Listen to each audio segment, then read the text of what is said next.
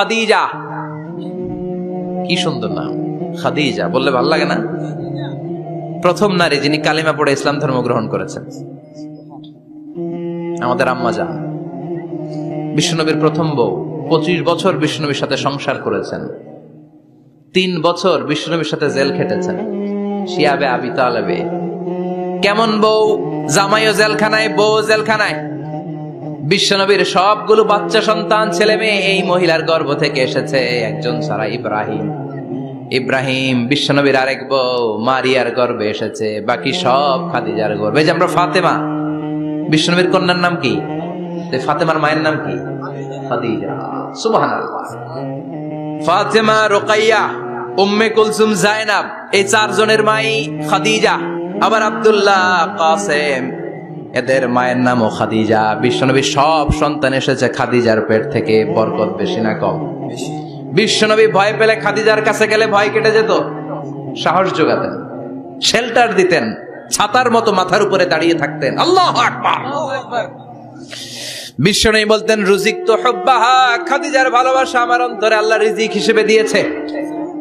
আবার বিশ্বনবী বলতেন, আল্লাহ যেই কিয়ামতের দিন বন্ধু বন্ধুরে চিনবে না, ভাই ভাইরে চিনবে না, কেউ কাউরে চিনবে না, ওই কঠিন দিনে আমি আমার খাদিজারে যেন ভুলে না যাই, আমার খাদিজারে যেন দেখা মাত্রই চিনতে পারি এটা আমার খাদিজা।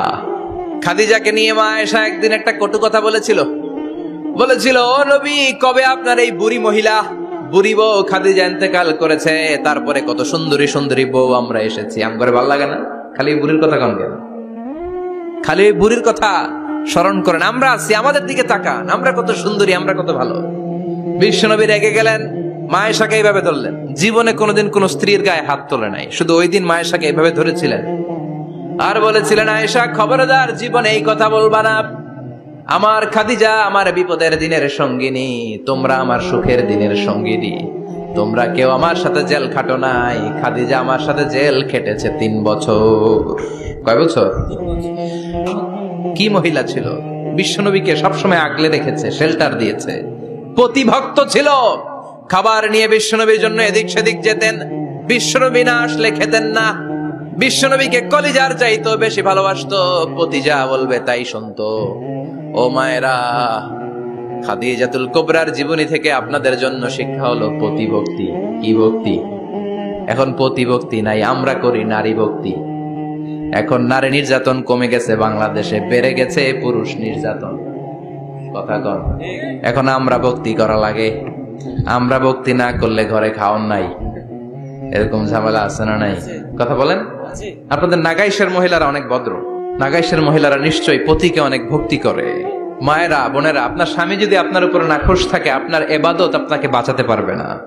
বিশ্বনবী ফাতেমাকে বললেন, ফাতেমা তুমি বিশ্বনবীর মেয়ে হতে পারো, কিন্তু আলী যদি তোমার উপরে নাখোশ থাকে, তোমার সব শেষ, সব শেষ।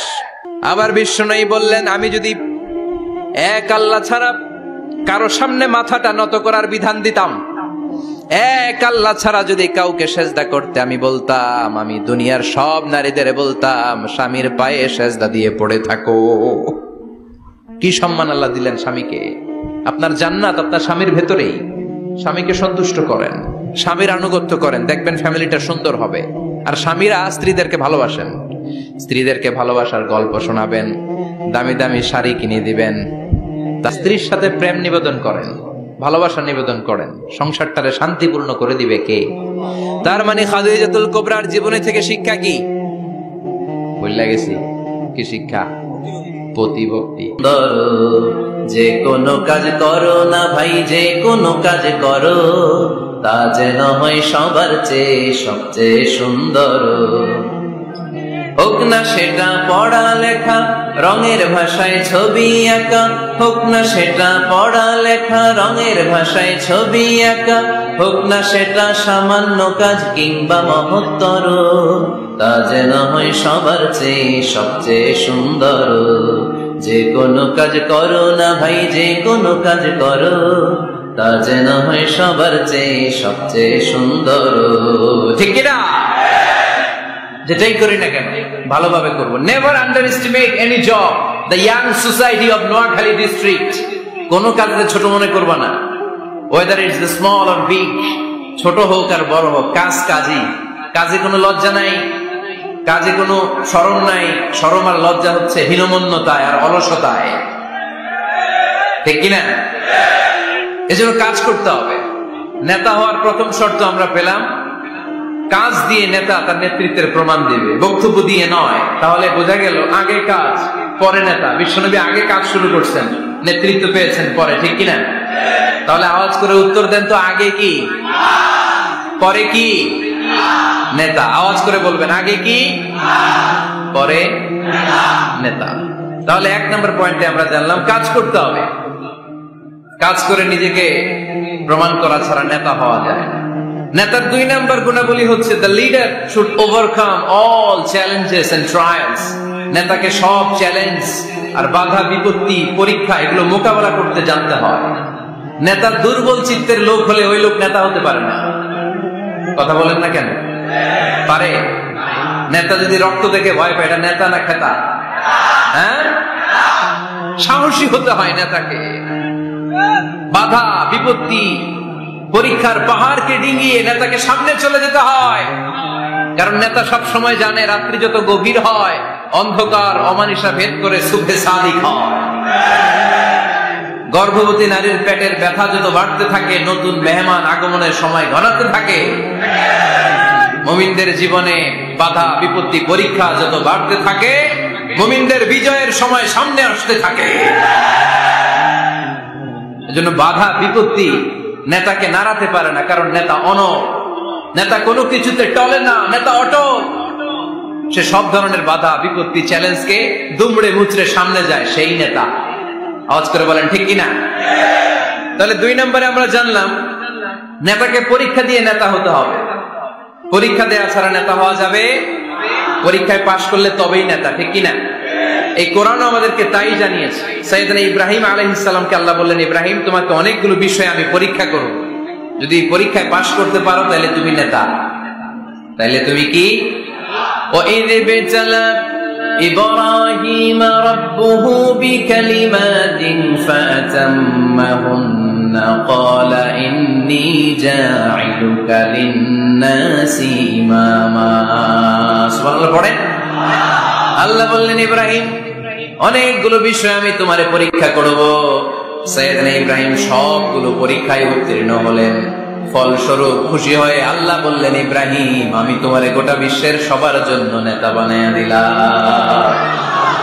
আল্লাহ puts Ibrahim in some trials and he successfully overcome all the trials he faced. Allah said, Ibrahim, I'm gonna make you the leader. Ibrahim 5টা পরীক্ষা নিয়েছি তোমার জীবনে, বড় বড় পরীক্ষা, অগ্নি পরীক্ষা। সবগুলো পরীক্ষায় যেহেতু তুমি গোল্ডেন এ প্লাস, তোমারে আমি রেজাল্ট স্বরূপ নেতা বানায় দিলাম। সুবহানাল্লাহ কইতে বললেন না? তাহলে নেতা হতে হলে পরীক্ষায় পাশ করা লাগে। বিপদ আপদ বাধা বিপত্তিকে দুমড়ে মুচড়ে পাহাড় সম বাধাকে থোড়াই কেয়ার করে নেতা সামনে চলে যায়, তিনি আমাদের নেতা। চিল্লায় বলেন ঠিক কিনা? তাহলে 2য় পয়েন্টের আলোকে আমরা যদি আল্লাহর হাবিব সাল্লাল্লাহু আলাইহি ওয়াসাল্লামের জীবনীটা একটু ক্রস চেক করি, একটু ডাবল চেক করি, তাহলে দেখবো যে আল্লাহ রাসূল সাল্লাল্লাহু আলাইহি ওয়াসাল্লামের জীবনী যদি আমরা পড়ি, আমরা দেখবো যে ওনার জীবনীতে, ওনার জীবনে পরীক্ষা বাধা বিপত্তি এগুলো ছিল কি ছিল না? ছিল। কম না বেশি? এমন কোন আযাব অত্যাচার জুলুম নির্যাতন নাই যেটা আমার নবী সহ্য করে নাই, ঠিক কিনা? যখনই কোরআনের তাফসীর করতো তখনই হাততালি শুরু হয়ে যেত। যখনই কোরআন তেলাওয়াত করতেন তখনই শীষ দিয়ে ডিস্টার্ব করা শুরু হয়ে যেত।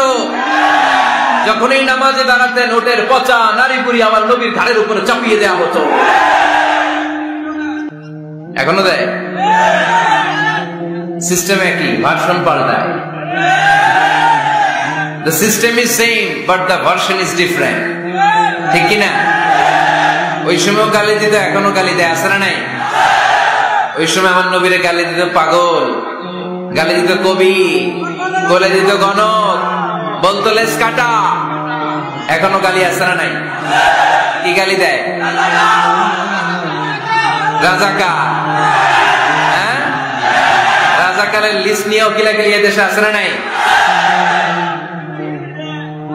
তো গালি আছে, এখনো আছে, এখনো দেয়। তবে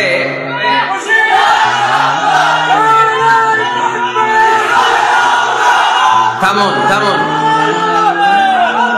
গালি তখনও ছিল, এখনো আছে, গালির ভার্সনটা একটু ডিফারেন্ট, ঠিক কিনা? তাই গালি শুনে কি মুমিন থমকে যাবে? থমকে যাবে মুমিন? নেতা সব বাধা বিপত্তি মাড়িয়ে এসে সামনে যায়, তিনি নেতা। যার জ্বলন্ত প্রমাণ আমার প্রিয় নবী মক্কা থেকে 80 কিলোমিটার দূরে তায়েফের ময়দানে গেলেন জমি কেনার জন্য, তাই না? হ্যাঁ, তায়েফের ময়দানে 5 বিঘা জমি কেনার জন্য গেছিলেন আল্লাহর নবী। কি জন্য গেছিলেন? কি জন্য? তায়েফের লোকদেরকে জাহান্নামের মাইর থেকে বাঁচানোর জন্য। জোরে বলেন ঠিক কিনা?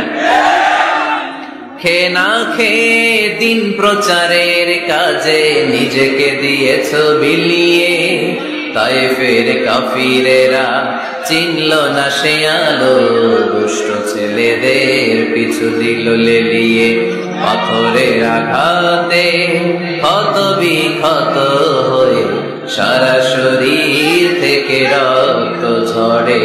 এ রাসূল তোমাকে ভুলি আমি কেমন করে, এ রাসূল তোমাকে ভুলি আমি কেমন করে। ঠিক কিনা? এত সুন্দর মানুষ পৃথিবীতে দ্বিতীয়টা খুঁজে পাওয়া যাবে না। এত সুশ্রী, এত শুভ্র, এত সুন্দর স্কিনের মানুষ ছিলেন আমার প্রিয় নবী, ঠিক কিনা? পাথর মেরে মেরে রক্তাক্ত করা হয়েছে, এমন কোন আযাব আর অত্যাচার নাই যেটা বিশ্বনবী সহ্য করেন নাই। মক্কায় 3 বছর শিয়াবে আবি তালেবে জেল খেটেছেন, অর্থনৈতিক আগ্রাসন, কোনো কিছু বিক্রি করতো না মক্কার লোকেরা ওনাদের কাছে। অন্য গোত্রের নারীকে বিয়ে দিত না ওনাদের সাথে। না খেয়ে গাছের পাতা, গাছের ছাল, এগুলো খেয়ে জীবন ধারণ করেছেন সাহাবারা। নিজ জন্মভূমিতেও থাকতে দেয় নাই, ঠিক কিনা? তাড়িয়ে দেয়া হলো, স্বদেশ থেকে বিতাড়িত করা হলো। আল্লাহর হাবিব সাল্লাল্লাহু আলাইহি ওয়াসাল্লাম মক্কা নগরীকে বড্ড পছন্দ করতেন। মদিনায় যাওয়ার সময় তিনি মক্কার দিকে ফিরে ফিরে তাকান আর কাঁদেন আর বলেন, মক্কা তো হাব্বুল বিলাদ ইলাইয়া, মক্কা হচ্ছে আমার সবচাইতে প্রিয় শহর। লাউলা উখরিজতু লামা খারাজতু মিনহা, আমার যদি জোর করে মক্কা থেকে তাড়িয়ে দেয়া না হতো, আমার জীবনেও মক্কা ছেড়ে আমি কোথাও যেতাম না, কোথাও যেতাম না। তাড়িয়ে দেয়া। মদিনায় যেও শান্তি নাই, ওখানে ষড়যন্ত্র কেমন করে এই নবী মুহাম্মদকে মারা যায়। খাইবারের এক ইহুদি নারী বিশ্বনবীকে দাওয়াত করেছিল, দাওয়াত পেলে বিশ্বনবী ফিরিয়ে দিতেন না। ওই দাওয়াত খেতে যাওয়ার পরে বিশ্বনবী খাসির বাজুর রান পছন্দ করতেন, খাসির গোশতের মধ্যে বিষ মিশিয়ে দেয়া হলো। বিশ্বনবী বিষে আসক্ত হয়ে, বিষে বিষাক্ত হয়ে শেষ নিঃশ্বাস ত্যাগ করেছেন। বিশ্বনবী ইন্তেকালের আগে বলেছেন যে খাইবারের ওই বিষের ব্যথা আমি এখনো টের পাচ্ছি। আমার নবীর মৃত্যু ছিল শহীদি মৃত্যু, চিল্লায় বলেন ঠিক কিনা? ইহুদিদের মিত্র লাবিদ ইবনুল আ'সাম বিশ্বনবীকে ব্ল্যাক ম্যাজিক করেছে, জাদু টোনা। 6 মাস আমার নবী অসুস্থ ছিল। আযাব, অত্যাচার, বাধা, বিপত্তির এমন কোন ধরন নাই, এমন কোন ভার্সন নাই যেটা আমার নবী সহ্য করে নাই, ঠিক কিনা? তাহলে নেতা হতে হলে দৃঢ় মনোবলের হতে হবে। দুর্বল চিত্তের লোক কখনো নেতা হতে পারে না। আপনি যদি নেতা হতে চান, আপনাকে পাহাড় সম বাধা বিপত্তিকে ডিঙিয়ে সামনে যাওয়ার প্ল্যান প্রোগ্রাম আগে থেকেই করে রাখতে হবে, ঠিক কিনা? তাহলে আপনি নেতা। Leader should overcome all the challenges and trials he face in his life. তার জীবনে যত বাধা আসবে, যত বিপত্তি আসবে, সব মারিয়ে তাকে সামনে যেতে হবে, তাহলেই তিনি নেতা। তাহলে প্রথম পয়েন্টে আমরা জানলাম নেতা হবেন তিনি যিনি কাজে বিশ্বাসী, কথায় নয়। দ্বিতীয় পয়েন্টে আমরা জানলাম নেতা বিপদ দেখে ভয় পায় না। বিপদ দেখে ভয় পাইলে এটা নেতা। টায়ার পাংচার হইলে, সাইকেলের টায়ার পাংচার হইলে যদি লাভ দেয়, এটা কি নেতা? হ্যাঁ, বরং গ্রেনেড হামলা হলে দৌড়ে সেখানে যেয়ে দেখবে আমার কোন কর্মী সেখানে মারা গেল কিনা। এ হচ্ছে নেতা। He is the true leader, he is the charismatic leader. ট্রাকের টায়ার পাংচার হইলে লাভ দিলে এটা তো নেতা না। নেতাকে দৌড়ে যেতে হবে, সমস্যার গোড়া বের করতে হবে, বাধা বিপত্তিকে থোড়াই কেয়ার করবে নেতা, সেই আসল নেতা, ঠিক কিনা? দুইটা পয়েন্ট কি বুঝতে পারছেন আপনারা? মনোযোগ আছে না গেছে? কষ্ট হচ্ছে? শেষ করে দিব? শুনবেন আরো কিছু সময়? কখন আসছেন আপনারা?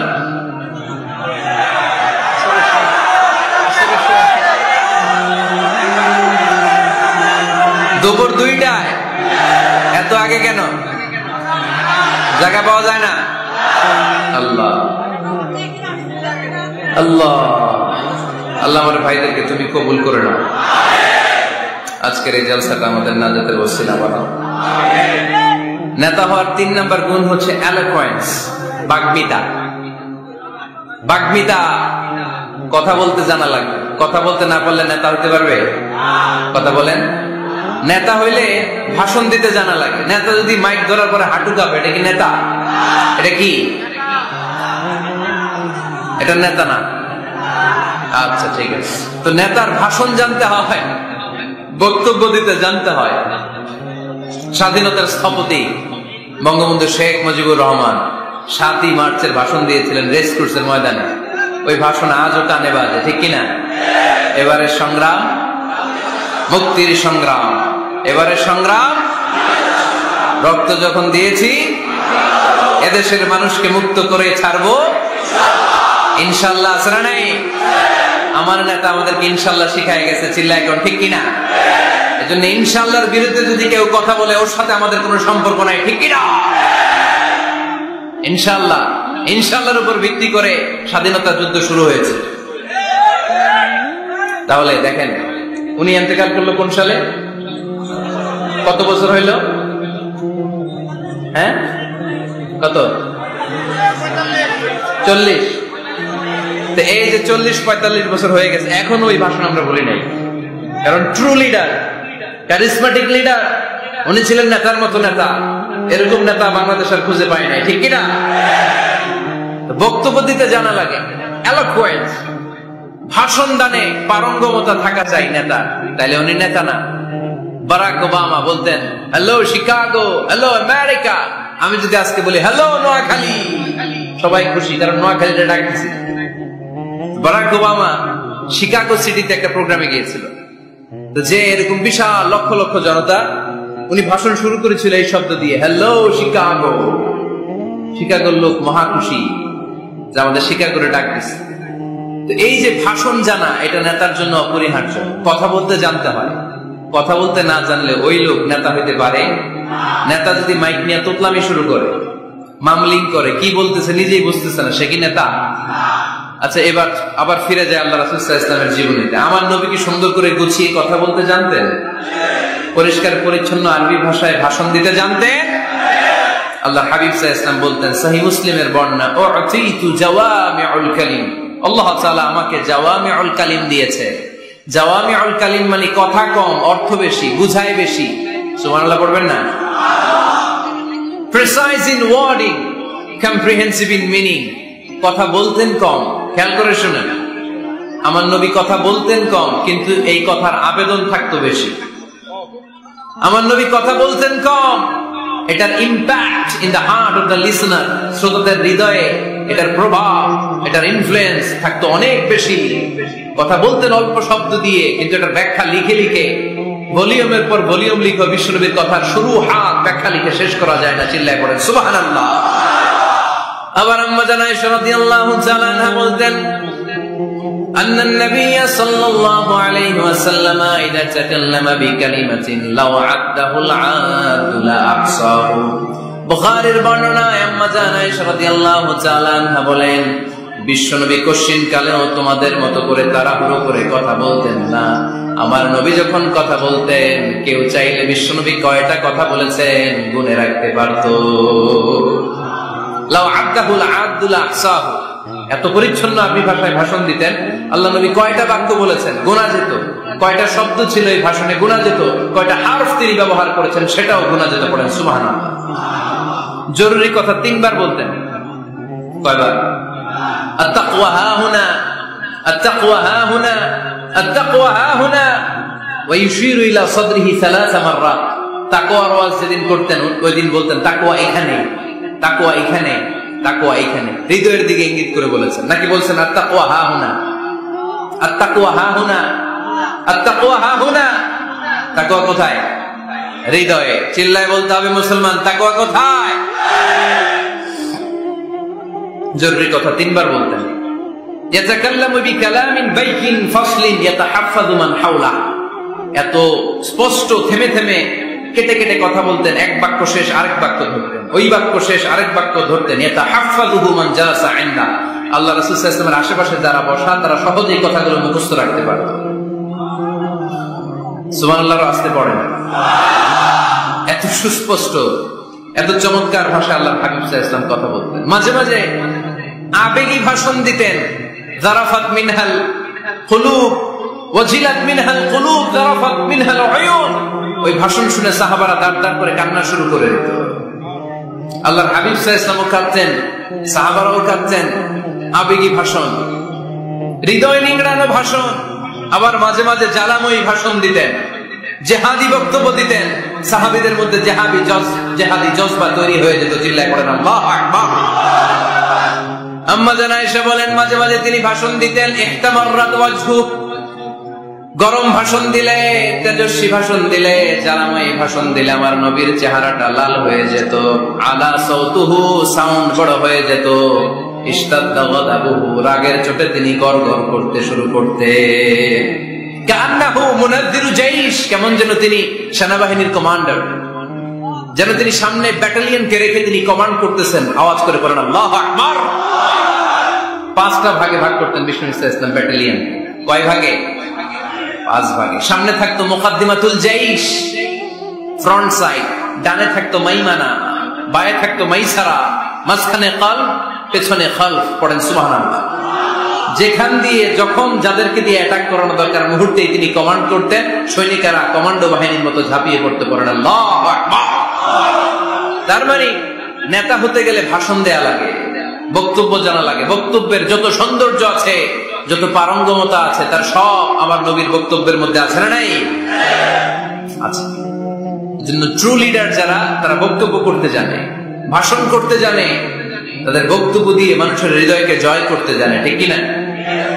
নেতা হওয়ার 4 নম্বর গুণাবলী হচ্ছে, the leader should be broad minded, not narrow minded. নেতা হইলে বড় মনের হইতে হবে। কি মনে? নেতার কলিজা হইতে হবে এত বড়। কত বড়? হাত দিয়ে দেখেন, সবাই দেখেন। এত বড় হইতে হবে কলিজা। পুরো দেহটাই হইতে হবে কলিজা, পুরো শরীরটাই কি? তাহলে নেতা। ছোট মনের মানুষ নেতা হতে পারে? কথা বলেন।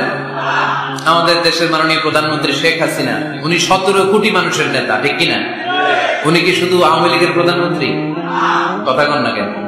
শুধু বিএনপির প্রধানমন্ত্রী? শুধু জামাত ইসলামের প্রধানমন্ত্রী? শুধু জাতীয় পার্টির প্রধানমন্ত্রী? তিনি 17 কোটি মানুষের প্রধানমন্ত্রী। আওয়াজ করে বলেন ঠিক কিনা? তার মানে নেতা সবার জন্য হৃদয়ে ভালোবাসা থাকা চাই। অ্যাকোমোডেটিভ মেন্টালিটি হতে হবে, সবাইকে অ্যাকোমোডেট করতে জানতে হবে। এবার দেখি আল্লাহ রাসূল সাল্লাল্লাহু আলাইহি ওয়াসাল্লামের মধ্যে এই গুণ ছিল কিনা। আল্লাহর হাবিব সাল্লাল্লাহু আলাইহি ওয়াসাল্লামের নেতৃত্বের গুণাবলী বলতে যে আল্লাহ তাআলা কোরআনে বিশ্বনবীকে একটা উপাধি দিয়েছেন। উপাধিটা হচ্ছে রাহমাতাল লিল আলামিন। সুবহানাল্লাহ পড়বেন না? রব্বুল আলামিন বলেন, ওয়ামা আরসালনাকা ইল্লা রাহমাতাল লিল আলামিন। পড়েন সবাই, ওয়ামা আরসালনাকা ইল্লা রাহমাতাল লিল আলামিন। নবী হে, আমি গোটা বিশ্বের জন্য আপনাকে রহমত করে প্রেরণ করেছি। I have sent you as a mercy for the entire universe. গোটা বিশ্বের জন্য আপনি রহমত। সুবহানাল্লাহ পড়েন। আল্লাহকে এখানে বলছে, ওমা আরসালনাকা ইল্লা রাহমাতাল লিল মুসলিমিন। নবী হে, আপনারে মুসলমানদের জন্য রহমত করে পাঠিয়েছি বলেছে। আল্লাহ কি বলছেন? রাহমাতাল লিল মুত্তাকিন, মুত্তাকিদের জন্য রহমত। আল্লাহ বলছেন যে রাহমাতাল লিল মুসাল্লিন, নবী হে আপনি মুসল্লিদের জন্য রহমত। আল্লাহ কি বলেছেন? আওয়াজ করে বলেন। সে কোন বন্ধু বলো বড় বিশ্বস্ত? আমার নবীর চাইতে বিশ্বস্ত, দ্য ট্রাস্টওয়ার্দি পার্সোনালিটি পৃথিবীতে দ্বিতীয় কেউ আছে? যার কাছে মনে খুলে বলা যায়, যার কাছে প্রাণ খুলে দেয়া যায়, হওয়া যায় অতি আশ্বস্ত। তার নাম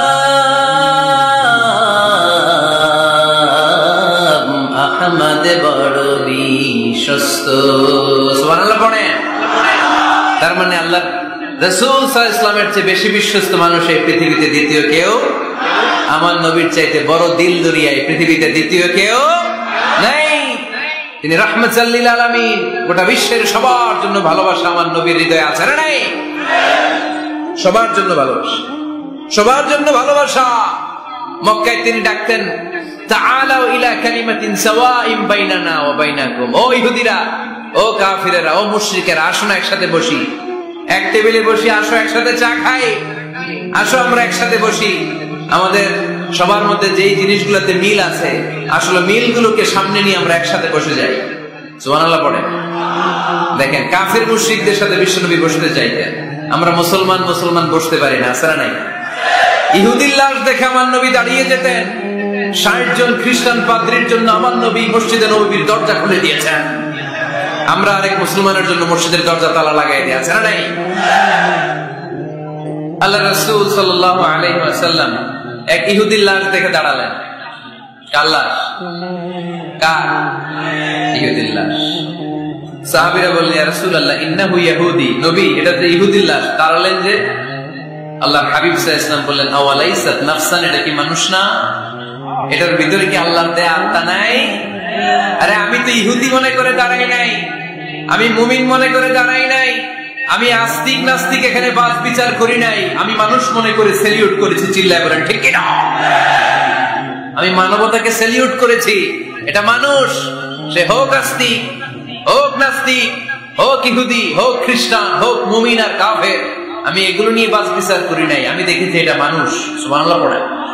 আমাদের সবচেয়ে বড় পরিচয় আমরা মানুষ, সবচেয়ে বড় পরিচয় আমরা মুসলিম। এগুলো বুঝলা প্রথমে জিজ্ঞেস করি, কোন পীরের মুরিদ, কোন দল করেন, আছে না নাই? খালি পিস পিস, ইসলাম দ্বারা পিস পিস। যারা এরকম পিস পিস করে, ওদেরকে পিস পিস করবে কে?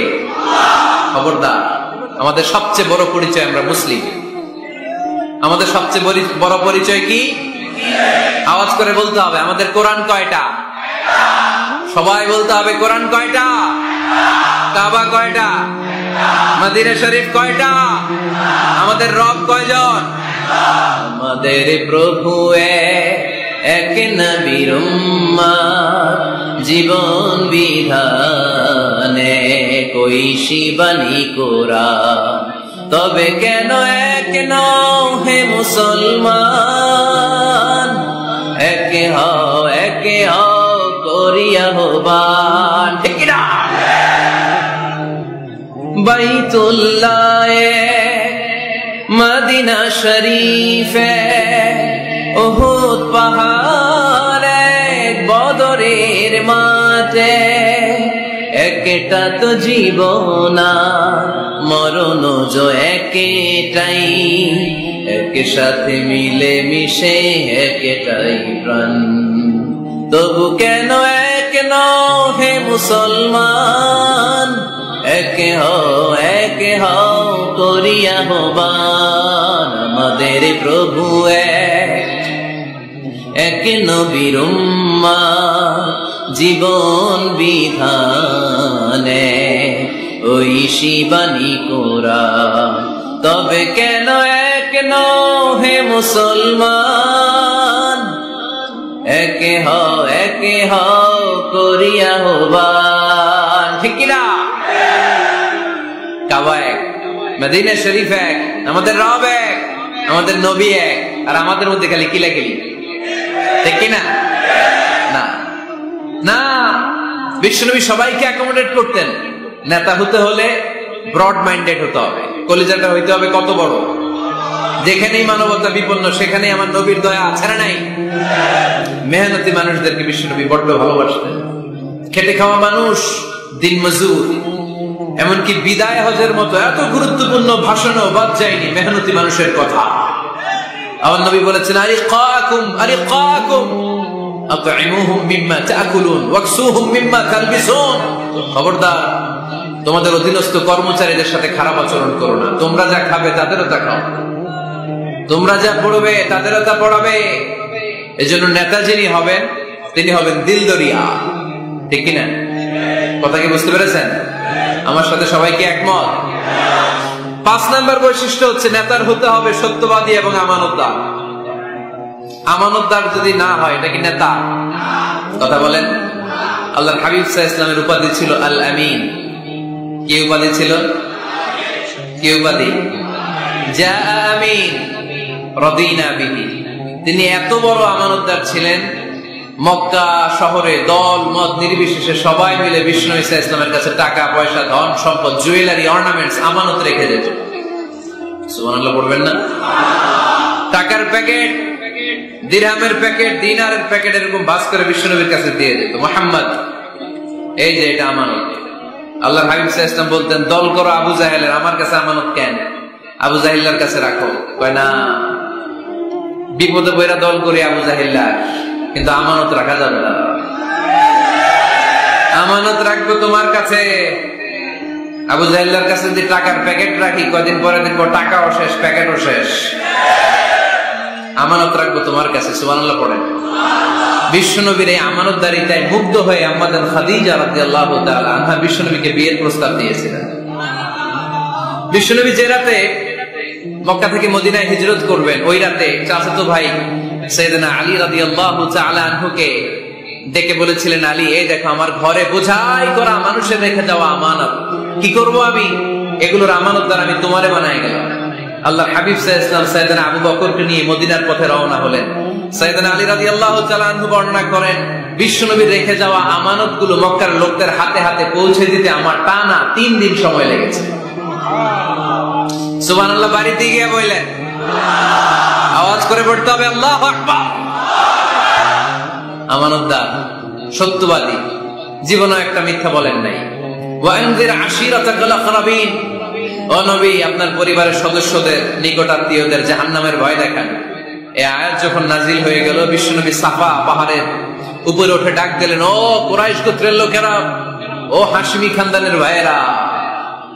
বিশ্বনবী যখন ডাক দিলেন, সব লোক ঘর থেকে বের হয়ে এলো। কিরে, পরিচিত কণ্ঠ, এটা তো আমাদের আলামিনের কণ্ঠ, কেন ডাকে? সব বের হওয়ার পরে আল্লাহর নবী সাল্লাল্লাহু আলাইহি ওয়াসাল্লাম বললেন, ও আমার স্বজাতির ভাইয়েরা, আমি যদি বলি এই পাহাড়ের পেছনে একদল ঘোড়সাওয়ার নাঙ্গা তলোয়ার নিয়ে তোমাদেরকে কচু কাটার জন্য অপেক্ষা করছে, তোমরা বিশ্বাস করবা? কথা শুনতেছেন? মনোযোগ আছে তো? সবাই বলে কেন ডাকছে? আল্লাহর হাবিব সাল্লাল্লাহু আলাইহি ওয়াসাল্লাম বললেন, আমি যদি বলি একদল ঘোড়সাওয়ার তোমাদেরকে হত্যার জন্য তলোয়ার নিয়ে রেডি, বিশ্বাস করবা? সবাই বলল নাআম। ক্বালু নাআম। কত ওজনওয়ালা আনসার দিতে খেয়াল করেন। ক্বালু নাআম, সবাই বলল হ্যাঁ বিশ্বাস করব, কারণ মা জাররাবনা আলাইকা ইল্লা সিদকা, আমাদের পুরো জিন্দেগিতে তোমার থেকে আমরা একটা মিথ্যাও শুনি নাই সত্য ছাড়া। We have never ever experienced a single lie from you in our life. আমরা আমাদের পুরো জিন্দেগিতে, এই পুরো 40 বছরে, তুমি তো 40 বছর ধরে এই শহরে আমাদের সাথে একসাথে বড় হয়েছো, আমাদের পুরো জিন্দেগিতে আমরা তোমার থেকে একটা মিথ্যা শুনি নাই। নট এ সিঙ্গেল লাই। কয়টা মিথ্যা? চিন্তা করেন। এলাকার জনগণ 40 বছর পরে কি স্টেটমেন্ট দিচ্ছে, এই একটা স্টেটমেন্টে বিগত 40 বছরের সার্টিফিকেট রয়েছে। সুবহানাল্লাহ পড়ে। বিগত 40 বছর আমার নবী কেমন ছিলেন, এক বাক্যে সার্টিফিকেট দিয়ে দিল, মা জাররাবনা আলাইকা ইল্লা সিদকান। নবী হে মুহাম্মদ, আমরা এই 40 বছরে তোমার থেকে একটা মিথ্যাও শুনি নাই, তুমি সত্যবাদী, তোমার যে বড় সত্যবাদী এই তল্লাটে দ্বিতীয়টা নাই, তাই তুমি যাই বলবা তাই বিশ্বাস করবো। পড়েন সুবহানাল্লাহ। তার মানে আমার নবী একাধারে সত্যবাদী ছিলেন, আবার আমানতদার ছিলেন। আর বিশ্বনবী বলতেন, ইদা দুইয়াতিল আমানাতু ফান্তাযিরিস সাআ, যখন আমানতের খেয়ানত শুরু হয়ে যাবে মনে করবা কিয়ামত তোমাদের কাছে চলে এসেছে। আমানতের খেয়ানত আছে না নাই? নোয়াখালীতে নাই? যে যেই কাজের যোগ্য সে ওই কাজ না করে অন্য কেউ ওই কাজে আসলে এখানে আমানতের খেয়ানত, ঠিক কিনা? ইদা উসিদাল আমরু ইলা গায়রি আহলিহি ফান্তাযিরিস সাআ, যে যে চেয়ারে বসার যোগ্য নয় সে যখন ওই চেয়ারে বসে যাবে। ইমাম হওয়ার যোগ্যতা নাই, ইমাম হইছে, আছে না নাই? আছে না নাই? নেতা হওয়ার যোগ্যতা নাই, নেতা হয়ে বসে আছে, আছে না নাই? কিয়ামতের আলামত। নেতাকে সবচেয়ে বড় আমানতদার হতে হয়, আমানতদার না হলে তিনি নেতা হতে পারে। 5 নম্বর পয়েন্টটা ক্লিয়ার? হ্যাঁ, এখানেই শেষ করে দিই নাকি? আরো 5টা শুনতে আরো 5-10 মিনিট লাগবে। হ্যাঁ, শেষ করে দিব? শুনবেন? সবাই শুনবেন? 6 নম্বর নেতৃত্বের গুণাবলী হচ্ছে গুড ইন্টারাকশন উইথ ফলোয়ার। ফলোয়ারের সাথে গুড ইন্টারাকশন লাগবে। যারা কর্মী তাদের পালস বুঝতে হবে। জনগণের পালস না বুঝলে উনি নেতা হতে পারে না। জোরে বলেন ঠিক কিনা? নেতা তার মন গড়া সব সিদ্ধান্ত নিতে পারে? কথা কন না কেন? নেতা তার অনুসারীদের, তার ফলোয়ারদের, তার কর্মীদের সাজেশন অনুযায়ী চলতে হবে, ঠিক কিনা? আল্লাহর হাবিব সাল্লাল্লাহু আলাইহি ওয়াসাল্লাম তাই করতেন। ওনার অনুসারীদের কথা শুনতেন, সব সময় সাহাবাদের সাথে পরামর্শ করে কাজ করতেন। বদরের ময়দানে আল্লাহর হাবিব সাল্লাল্লাহু আলাইহি ওয়াসাল্লাম 313 জন সাহাবাকে নিয়ে একটা জায়গায় তাঁবু গাড়লেন। বললেন এখানেই তাঁবু গাড়বো। হাব্বাব ইবনুল মুনজির রাদিয়াল্লাহু তাআলা আনহু বললেন, ইয়া রাসূলুল্লাহ, মানজিলান আনসালাহুল্লাহ লাইসা লানা আন নাতাকাদ্দামা মিনহু আও নাতাআখার আনহু। নবী হে, এই যে বদরের এইখানে যে আপনি তাঁবু গাড়তে বললেন, এটা কি আপনার ইচ্ছায় না আল্লাহর ইচ্ছায়? যদি আল্লাহর ইচ্ছায় হয় তাহলে তো এটা ওয়াহী, এটা চেঞ্জ করা যাবে না। আর যদি আপনার ইচ্ছা হয় তাহলে আমার কথা আছে। সুবহানাল্লাহ পড়বেন না? আল্লাহর নবী বললেন এটা আল্লাহর ইচ্ছায় নয়, এটা আমার ইচ্ছায়। সাইয়েদনা হাব্বাব ইবনুল মুনজির রাদিয়াল্লাহু তাআলা আনহু বলেন, নবী তাহলে এই জায়গায় তাঁবু গাড়া ঠিক হবে না। বিশ্বনবী বললেন, কেন? হাব্বাব বলে, ইয়া রাসূলুল্লাহ, এখানে যদি আমরা বদরের যুদ্ধের জন্য তাঁবু গাড়ি, আমরা পানি না খেয়ে মারা যাব। এখানে নয় গো নবী, ওই যে দেখা যায় ওখানে, ওখানে তাঁবু গাড়লে বদরের কুয়ার পানি আমরা খাবো। আবার দুই দিকে সুন্দর উপত্যকা, বৃষ্টি হলে পানি জমলে আমরা হাউস বানিয়ে ওই পানি আমরা ব্যবহার করবো। নাশরাবু ওয়ালা ইয়াশরাবুন, আমরা পানি খেয়ে খেয়ে এনার্জি পাবো, আর কাফেরের বাচ্চাগুলো না খেয়ে তৃষ্ণার অভাবে মারা যাবে। জোরে বলেন ঠিক কিনা? বিশ্বনবী অবাক হলেন হাব্বাবের ইন্টেলেকচুয়াল আইডিয়া দেখে। আল্লাহর হাবিব সাল্লাল্লাহু আলাইহি ওয়াসাল্লাম বললেন, হাব্বাব যেটা বলেছে সেটাই আমার কথা। এখান থেকে তাঁবু উঠাও, ওইখানে যে তাঁবু গাড়ো যেখানে আমার হাব্বাব দিক নির্দেশনা দিয়েছে। পড়েন সুবহানাল্লাহ। কোন গোরামি আছে? আওয়াজ করে বলেন। তাহলে নেতাকে, the leader should revise the issue. He should accommodate all the suggestion come from his follower. তার ফলোয়াররা কি পরামর্শ দেয়, কি ধরনের সাজেশন দেয়, এটা যিনি লিডার আমলে নেওয়ার দরকার আছে না নাই? নেতার 7 নম্বর কোয়ালিটি হচ্ছে কনফ্লিক্ট রিজলভিং এবিলিটি। নেতাকে বিরোধ নিষ্পত্তি করার যোগ্যতা থাকতে হবে। মারামারি লাগলে ওটা থামাইতে জানতে হবে। নেতা যদি মারামারি দেখে ভয় পায়, আপনি নেতা হতে পারবেন? কথা বলেন। নেতার কাজ হচ্ছে রক্তক্ষয়ী যুদ্ধকে থামিয়ে সেখানে শান্তির সমীরণ বইয়ে দিবে। তিনি আমাদের নেতা, ঠিক কিনা? আল্লাহর হাবিব সাল্লাল্লাহু আলাইহি ওয়াসাল্লামের বয়স তখন 35। বয়স কত? মজার একটা ঘটনা, খেয়াল করে শুনবেন। বয়স কত? 35। কাবা ঘরের পুনর্নির্মাণ হবে। কাবা ঘরের 4টা কর্নারের একটা কর্নার আছে আর রুকনুল হাজারিল আসওয়াদ, যেখানে হাজরে আসওয়াদ পাথর থাকে, ওইটাকে সরানো হয়েছে। এখন কাবা ঘরের নির্মাণ শেষ। ওই হাজরে আসওয়াদ পাথর নিয়ে এটার কর্নারের মধ্যে সেট করা হবে। কিন্তু কে রাখবে? কারণ হাজরে আসওয়াদ তো যেন তেন পাথর নয়, জান্নাতি পাথর। কিয়ামতের দিন এই পাথরের ভেতরে আল্লাহ একটা জিহ্বা দিবে, 2টা চোখ দিবে। এই পাথর বলবে, আল্লাহ এই লোকগুলো আমারে চুমু দিয়েছিল, এর উসিলায় আজকে তুমি তারা জান্নাতে ঢুকায় দাও। এটা অনেক সম্মানিত পাথর। এই পাথরকে বহন করাটাও সম্মানিত। 4 দলের মক্কার 4 নেতা বলে, এই সম্মান আমরা হাতছাড়া করতে চাই না, কেউ এই পাথরে হাত দিতে পারবে না। এক নেতা কয়, আমি নিব, আমি নিয়ে এটা কাবা করে রাখি। দ্বিতীয় নেতা বলে, না, এই পাথর আমি অন্য কাউরে দেব না, এটা অনেক সম্মানের, অনেক প্রেস্টিজিয়াস ইস্যু, আমি এই পাথরটা হাতে নিয়ে কাবা ঘরে রাখবো। তৃতীয় নেতা বলে, না, রক্তের গঙ্গা বইয়ে দেব, কিন্তু এই পাথর কাউরে দেব না। চতুর্থ নেতা বলে, না, আমি নেব। কিলাকিলি আসে না নাই? পাথর কয়টা? নেতা কয়জন? 4 জন। কিভাবে এই সম্মানিত পাথর নিয়ে সেট করবে? কেউ মীমাংসায় যেতে পারে না। এক মুরব্বী বলে, থাক, আজকের জন্য এখানেই সবার মুলতবি, আগামী দিনে এই মসজিদুল হারামের দরজা দিয়ে প্রথম যে ঢুকবে সে সিদ্ধান্ত দিবে। আল্লাহর মেহেরবানি, এর পরের দিন এই পথ দিয়ে ছুটে এসেছে বিশ্বনবী মুহাম্মদ। সুবহানাল্লাহ পড়বেন না? এরা হতে হেলে দুলে নুরানি তনু ওকে আসে হায় সারা দুনিয়ার হেরে মেরে পর্দা খুলে খুলে চায় সে যে আমার কমলিওয়ালা কমলিওয়ালা তার ভাবে বিভোর রাঙা পায়ের তলে পর্বত জঙ্গল টল মল টলে খুরমা খেজুর বাদাম জাফরানি ফুল ঝড়ে ঝড়ে যায় সে যে আমার কমলিওয়ালা কমলিওয়ালা এরা হতে হেলে দুলে নুরানি তনু ওকে আসে হায় সারা দুনিয়ার হেরে মেরে পর্দা খুলে খুলে যায় সে যে আমার কমলিওয়ালা কমলিওয়ালা সে যে আমার কমলিওয়ালা কমলিওয়ালা।